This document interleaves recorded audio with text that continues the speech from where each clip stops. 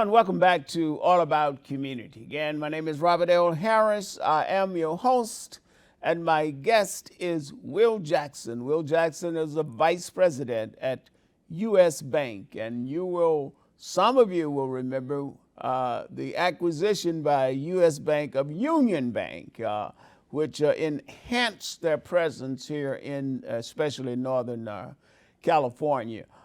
Will, we were talking about access to capital, which I think is the most critical thing for the success of small businesses. And I think you interjected the fact that knowing how to run a business is also very critical, even if you have access to capital. Mm-hmm. If you don't know how to run a business, you're still going to run it in the ground, even with capital. Absolutely. So let's talk a little bit about that. So when we talk about running a business, there's an acronym that I like to use. It's called BAIL. Because you got to have... Called what? BAIL. BAIL. Okay. So you have to have your star players in place, right? Mm-hmm. None of us gotten where we are by ourselves. So BAIL is I need to have a relationship with your banker, your accountant, your insurance agent, and your lawyer. You need to have, especially the lawyer. Especially lawyers, because you want to protect your assets. Absolutely. Now these aren't things you have to have all at one time, but Absolutely. Eventually you need to have these things in place. But we also need to understand that how you spend your money, mm-hmm. right? You need to have a business plan in place, because we need to understand what you're going to do with the money. But then also, it gives us an opportunity as a lender to see if there's any gaps or if there's any challenges that we can foresee. Yeah, and that's so important, having a business plan. Too many businesses, especially small business, will start out just willy-nilly mm-hmm. without a genuine business plan. There's an old saying, if you don't know where you're going, any road will get you there. That's right. So you want a business plan to know specifically where it is you intend Absolutely. to end up.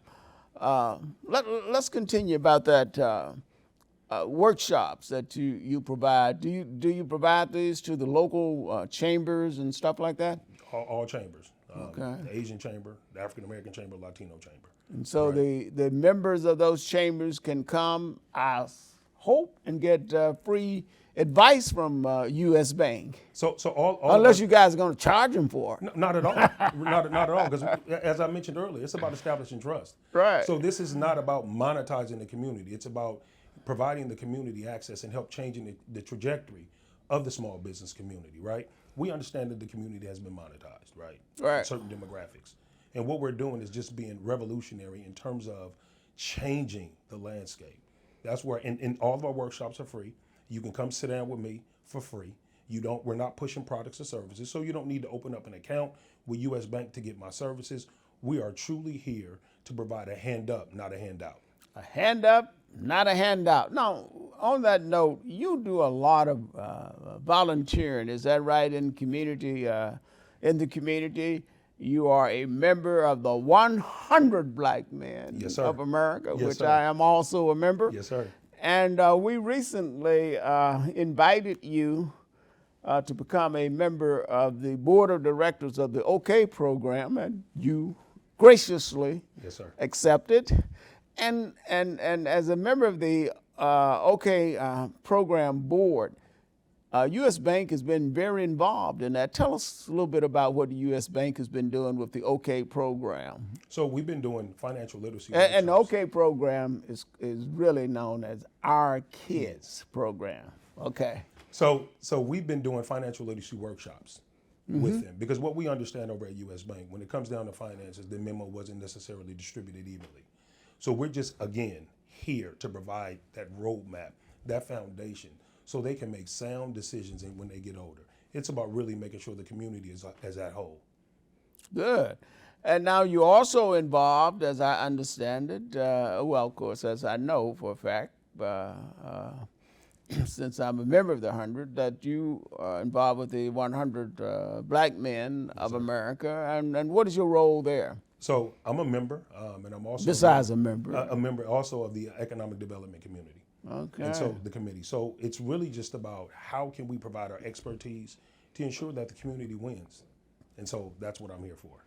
Now let's talk a little bit about, you do mentoring and motivational speaking. What kind of motivational speaking do you do? I know you got a nice voice and all that stuff. Let's talk about motivational speaking. So it's really about leveraging our experiences. I come from an environment where some of these young men come from, and sometimes they can be what they see. And so when you look at television and things that are happening, the optics are extremely important, and what they see is not always appeasing, right? We need to give them examples of something else, and so that's what I'm giving them. So you want to give them examples of success. They see too frequently examples of what I would consider to be failures in terms of people not doing the right thing, especially young black men. But they need to see young black men like you who are doing something that is productive. Is that right? Absolutely. And those who come from their environment. So they can't say it can't be done. No, I'm from Oakland, a proud son of Oakland. And if I can make it, you can too. It's just really about injecting in them having the courage enough to change their life. And that's all it is, right? Having conversations with them about what do you want to do, showing them that you care. And that's it, because my mindset is 98% of our problems could be solved if there was unity. We have to stop looking at what we can acquire from one another and figure out how we can pool our resources so we can move forward together so our success will be easy. Now I can see why you're a motivational speaker. Nothing wrong with that. And it's so important for our young people to be surrounded with successful people and success stories. I wrote a book called Goodbye Arkadelphia, where I lay out my life. And anybody want to read it, you know how to get in contact with me. We got to go to break, so don't touch that remote. We will be right back with All About Community. Again, my name is Robert L. Harris. I am your host, and my guest is Will Jackson, Vice President, USBank.